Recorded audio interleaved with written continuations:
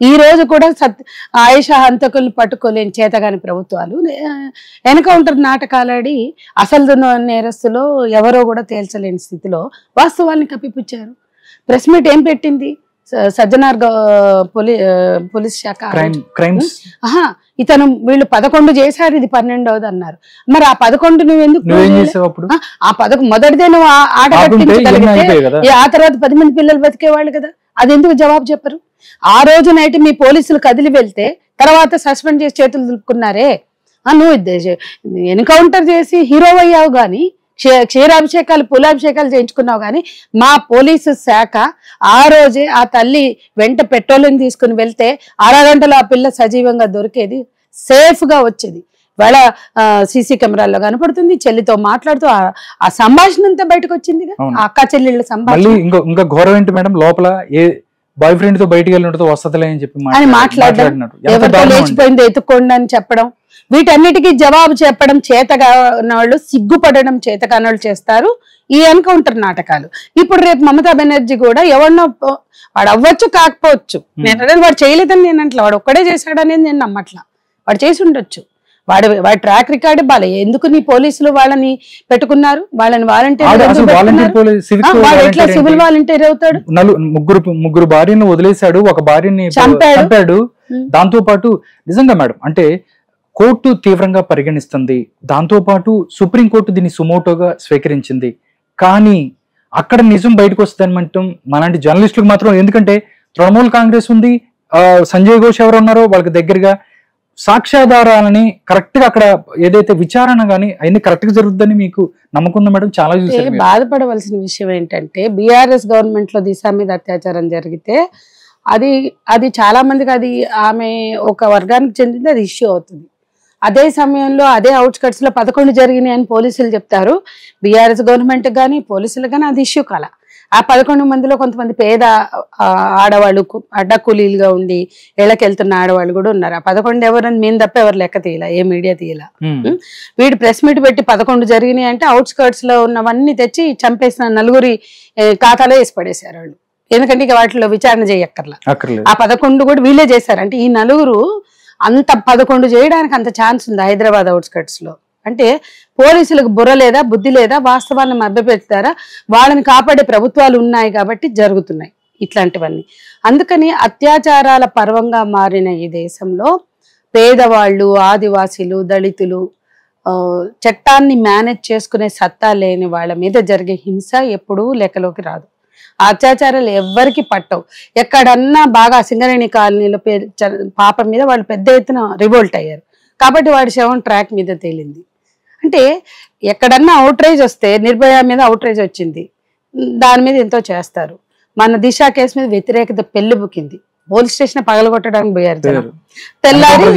తెల్లారి ఎన్కౌంటర్ చేసి హీరోలు అయ్యారు. అట్లా ఎక్కడ వ్యతిరేకత వస్తుందో అక్కడ మాత్రం చర్యలు ఉంటాయి, మిగతా అన్ని కప్పిపుచ్చుకునే ప్రయత్నాలు. కానీ ఎక్కడా కూడా పోలీస్ డిపార్ట్మెంట్ తప్పుని బయట పెట్టిందా ప్రభుత్వం? పోలీసు శాఖ బయట పెట్టిందా? అంటే మీరు తప్పులు చేస్తారు, మీ తప్పుల్ని మాత్రం ఒప్పుకోరు, సరిదిద్దుకోరు, వాటిని అడ్మిట్ చేయరు, వాటిని కప్పిపుచ్చుకోవడానికి ఎవరి నోళ్ళైనా నొక్కుతారు. అది మమతా బెనర్జీ చేసింది అదే, నిన్న మొన్నటి వరకు అంటే ఇప్పుడు కూడా రేపైనా చేసి బీజేపీ చేసేది అదే. అది యూపీలో చూసాం, మనం అనేక చోట్ల చూసాం. ఇంతో అంతో రాజస్థాన్ లో కాంగ్రెస్ ప్రభుత్వం ఉన్నప్పుడు ఆ తప్పుల నివేదిక ఇచ్చింది, ఆ నేరాల నివేదిక ఇచ్చింది. అంతేకాదు పరువు హత్యలు జరిగితే ఒక చట్టం తెచ్చింది. కనీసం ఆ మాత్రం కూడా బీజేపీ ఎక్కడ చేయాల. పరువు హత్యల విషయంలో గానీ, లేకపోతే హానర్ కిల్లింగ్స్ ఉన్నాయి కదా, పరువు హత్యలు, వీటి మీద కనీసం మాట్లాడలేదు. కనీసం ఆ కాంగ్రెస్ గవర్నమెంట్ అదనే మాట్లాడేది. అంటే ఇవన్నీ నేనేం చెప్తున్నానంటే, స్త్రీల మీద హింస నేరాలు, పిల్లలు స్త్రీల మీద నేరాలు పెరుగుతుంటే అది మన రాష్ట్రంలో ఇప్పుడు ఎన్ని జరగట్లేదు మేడం? కలకత్తాకి సంబంధించిన వైద్యురాలి హత్య కేసుతో పాటుగా మనం దాని పక్కన పెట్టినట్టయితే, ఇక్కడ మలక్పేటలో ఎవరైతే అంధ విద్యార్థి, ఎవరైతే హాస్టల్లో ఉన్న ఒక అంధ విద్యార్థి మీద ఎవరైతే వాష్రూమ్ కడగటానికి వచ్చిన ఆయన రేపు జరిగింది. దాంతోపాటు ఒక దళిత మహిళ మీద 3rd డిగ్రీ కూడా ప్రయోగించిన పరిస్థితి మేడం. తెలంగాణలో చూసుకున్నట్టయితే చాలా ఒక్కొక్కటి ఇప్పటికీ హోమ్ మినిస్టర్ కూడా లేని పరిస్థితి. క్రైమ్ రేట్ పెరిగిపోయింది గత కొన్ని సంవత్సరాలుగా అని చెప్పుకుంటుంది. ఏ ప్రభుత్వాలైనా, అది కాంగ్రెస్ పార్టీ అవ్వచ్చు, లేకపోతే దాంతోపాటు బీఆర్ఎస్ అయినా కానీ ఎందుకు ఇలాంటి సంఘటనలు జరిగిన ప్రభుత్వాలు పట్టించుకోవు అంటే ఏం చెప్తారు మీరు? బీఆర్ఎస్ 10 ఏళ్ల పాలనలో ఒక మరియమ్మని లాకప్ డెత్ చేశారు. దొంగతనం జరిగిందా లేదా మేము మాట్లాడలే, జరిగితే జరుగుండొచ్చు. దొంగతనం జరిగితే రికవరీ చేయండి, కోర్టుకు ప్రొడ్యూస్ చేయండి, తగిన శిక్షలు వేయండి. మరియమ్మని లాకప్ డెత్ చేశారు, ఆమె కొడుకు మీద 3rd డిగ్రీ చేశారు, జరిగితే జరుగుండొచ్చు. మొన్న షాద్ నగర్ ఘటనలో కూడా దొంగతనం జరిగిందా లేదా నేను జడ్జిమెంటల్ గా ఉండదలుచుకోవాలి. మీరు దొంగతనం జరిగితే రికవరీ చేయండి, దానికి తగిన కేసు సాక్ష్యాధారాలు. కానీ ఒక దళిత మహిళ మీద ఆమె మీద అంత రకంగా అట్రాసిటీ చేయాల్సిన అవసరం లేదు. అట్లాగే ఇవాళ మొన్న చెంచు మహిళ ఉంది, ఆ అమ్మాయి మీద కూడా ఆమె ఎవరితోటి పోయింది అన్న పేరుతో ఆమె మీద కూడా చాలా క్రూరమైన హింసకి అక్కడ కొంతమంది రాజకీయ పలుకుబడి ఉన్న వాళ్ళు చేశారు. అది కూడా చాలా క్రూరం. ఒక ఆదివాసీ మహిళ, చెంచు మహిళ మీద చాలా సిగ్గుపడే రీతిలో ఆమె విజయనాలో కట్టెకి బట్ట చుట్టి అది డీజిల్ ఉన్న డబ్బాలు మేము వెళ్ళొచ్చాం, కొల్లాపూర్ అక్కడికి వెళ్ళాం. దాంట్లో గుడ్డ పెట్టి తిప్పి ఆమె విజయనాలోకి పెట్టారు, అదంతా కాలిపోయింది. అమ్మాయిని మేము చూసాం, వైద్యం కోసం నిమ్స్కి వస్తే సీతక్క గారు మేము ఒకేసారి వెళ్ళాం, ఆమెని చూసాం, ఆమెతో మాట్లాడాం. ఆమె ఎవరినో ప్రేమించి వెళ్తే ఆ నేరాన్ని అంతే చూడాలి, లేదా ఆ తప్పు కావచ్చు, లేదా ఆమెకు సంబంధించిన ఇష్యూ, ఆమె భర్తతో ఉండని ఎవరితోటో ఉంటాను అన్న విషయాన్ని అంతనే చూడాలి. దాని చుట్టూ జరిగిన హింసని హింసగానే మాట్లాడాలి. ఆ స్థితి మనకు లేదు. అక్కడికి వెళ్తే ఆమె పిల్లల్ని వదిలేసి వెళ్ళిపోయింది, మొగుడిని వదిలి, అందుకే అంటారు. ఇక్కడ మరి 7 ఏళ్ల పాప, చిన్న పాప, ఆమె మాటలు చక్కగా ఫస్ట్ మా దగ్గరికి వచ్చింది ఆ కేసు కూడా. మా తల్లిదండ్రులతో మాట్లాడాం, పాపతో నేను మాట్లాడాను స్వయంగా. ఆ రోజు ఏసీపీని కలిసి మొత్తం చూసాం. ఆ పాప చాలా స్పష్టంగా చెప్తుంది. దీనికి ముందు కూడా ఆ పాప తల్లికి వచ్చిన ఫోన్లు ఉన్నాయి కదా, అక్కడ జరుగుతున్న ఇష్యూస్ మీద అవి రికార్డు కూడా ఉన్నాయి. మరి సీతక్క గారితో సహా ఎవరు ఆ పాపతో కానీ పాప తల్లిదండ్రులతో కానీ మాట్లాడలా. మేము ప్రెస్ మీట్ పెట్టాక పాపం బాధపడ్డారు. ఎందుకు అంటే అసెంబ్లీలో మాట్లాడింది. సబితా ఇంద్రారెడ్డి గారు అడిగిన ప్రశ్నకి, ఇప్పుడు కాంగ్రెస్ ప్రభుత్వం గొప్పదో బీఆర్ఎస్ గొప్పదో అని అంటలేదు. ఎవరు సొక్కమైన వాళ్ళు కాదు. పేదవాళ్ళ మీద జరిగే దాడులు, మహిళల మీద జరిగే అత్యాచారాలు, జరుగుతున్న నేరాలు ఎవరికి పట్టవు. ఇక్కడ సబితా ఇంద్రారెడ్డి గారు అడిగిన ప్రశ్నకు ఆమె లేచి ఏం చెప్పారు? సీతక్క ఆమె ఆదివాసీ మహిళ, ఉద్యమాల నుంచి వచ్చిన మహిళ, ఆమెంటే మాకు ఇష్టం, ప్రేమిస్తాం మేము ఆమెని. బాధపడ్డాం. ఏమని బాధపడ్డావు, ఎందుకు బాధపడ్డావు అంటే ఆమె అమ్మాయితో కానీ అమ్మాయి తల్లిదండ్రులతో కానీ మాట్లాడలా, నేరం జరిగిందా లేదా చూడకుండా అత్యాచారం అసలు జరగలేదు. ఆ ఘటనలో ఆమె తల్లిదండ్రులు తప్పుదో పట్టించారని మాట్లాడింది అసెంబ్లీలో. అదొకటి. రెండోది, 7 ఏళ్ల అందురాలైన పాప, ఆ పాపని మెచ్యూర్ అయ్యింది అని చెప్పి పిలిచింది ఎవరు? నీ హాస్టల్ వార్డెన్. అంటే ఈమె గవర్నమెంట్ని ఓన్ చేసుకుంటే, హాస్టల్ని ఈమె ఓన్ చేసుకుంటే అక్కడ జరగనే లేదు అధ్యక్ష అని చెప్పింది కదా. మరి నీ వార్డెను ఆ పాప మెచ్యూర్ అయిందని ఎందుకు పిలిచింది? ఓకే, పిలిచింది. 7 ఏళ్ల పాప మెచ్యూర్ అవుతుందా? ఆ పాపకి విపరీతమైన రక్తస్రావం అవుతుంది, బ్లీడింగ్ అవుతుంది.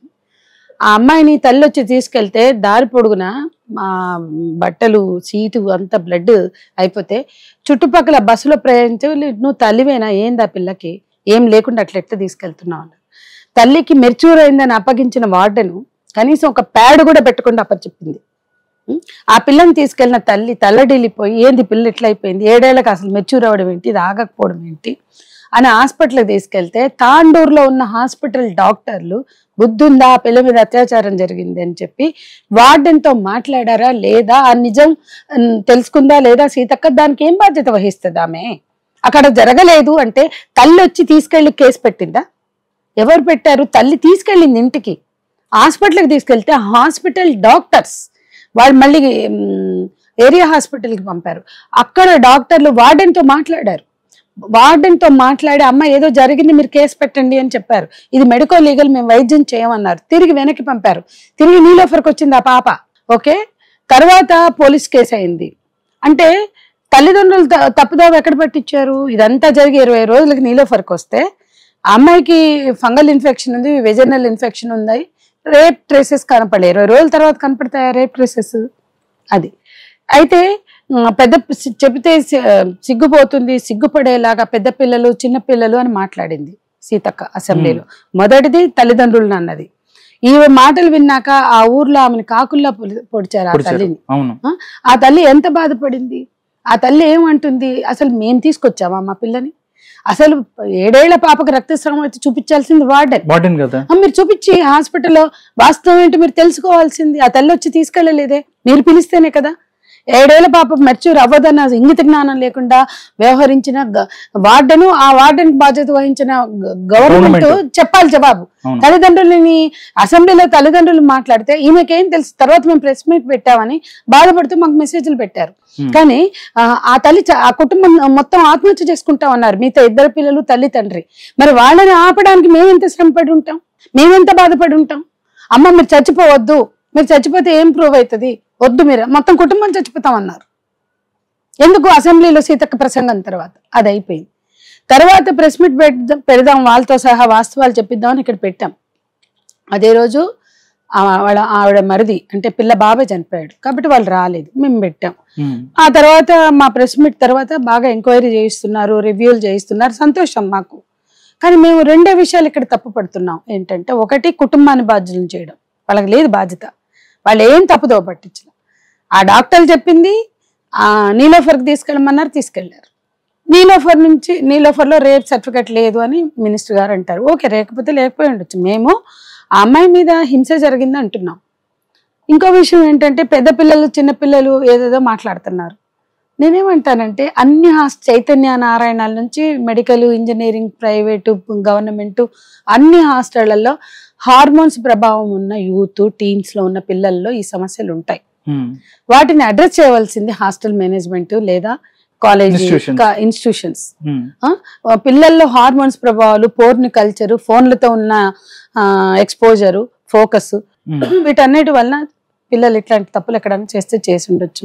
కానీ వీళ్ళు పేద పిల్లలు, దళితులు, ఆదివాసీలు లేకపోతే పేదవాళ్ళు కాబట్టి అక్కడ భువనగిరిలో వైష్ణవి భవ్య చనిపోతే కూడా పెద్ద పిల్లలు చిన్న పిల్లల మీద లైంగికంగా చేశారు చెడ్డ పనులు, చెత్త పనులు కాబట్టి అవి బయటపడ్డది కాబట్టి వాళ్ళిద్దరూ ఊరేసుకున్నారన్నారు. అక్కడికి కూడా మేము వెళ్ళాం.